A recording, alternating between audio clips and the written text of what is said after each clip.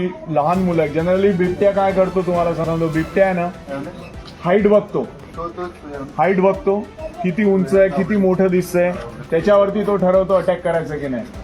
ही size पटकन तो attack करू शकतो. आता अजून तरी ह्या बिबट्यानी जे काय आपल्या एरियात बिबटे फिरत आहे त्यांनी कुठल्याही लहान मुलावर पण अटॅक केलेला नाहीये. तो फक्त डुक्कर किंवा असे लहान प्राणी खातोय, त्यामुळे धोका नाहीये. पण आपण काळजी घ्यायची, विशेषतः एवढ्या साईजची मुलं सांभाळायची.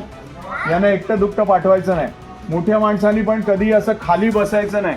खाली बसलेले असाल चूल पेटवायला गवत कापायला तर तुमच्यावर अटॅक होऊ शकतो. उभे असाल आणि उभे असल्यावर पण अजून तुम्ही तुमच्याकडे काय वस्तू असेल, बॅग असेल काय असेल, जॅकेट असेल तर पटकन जॅकेट उघडायचं. जॅकेट पटकन ओपन करायचं आणि जॅकेट वर कर, पटकन वर कर, जॅकेट पटकन उघड वर करायचं. हा हे बघ हे बघ हे असं झालं पाहिजे. हे बघा सगळ्यांनी हे असं करायचं. जॅकेट असेल पटकन असं उघडायचं आणि उभं राहायचं. तो परत फिरून जातो. त्याला असं लांबून दिसतो की हा मोठा प्राणी आहे. त्याला माहित नाही की हे जॅकेट आहे. त्याला तो प्राणी मोठा वाटतो. घाबरायचं काय नाही, तो वळून जातो. समोरून बिबट्या आला असा अचानक कुठे दिसला तर त्याच्या समोरून असे धावत पळू नका, धावायचं नाही. बिबट्या आला तुम्ही पण थांबा, तो रस्ता बदलून निघून जाईल. तो बिबट्या असा आला म्हणून तुम्ही उलटे धावू नका की त्याच्या समोरून धावत जाऊ नका. धावलं की तो तुम्हाला चेस करेल. धावायचं नाही, बस थांबा, आवाज करा, कोणाला तरी बोलवा आणि हे असं काय जे असेल ते वरती करा. एकदम मुख्य म्हणजे या लहान मुलांना सांभाळायचं.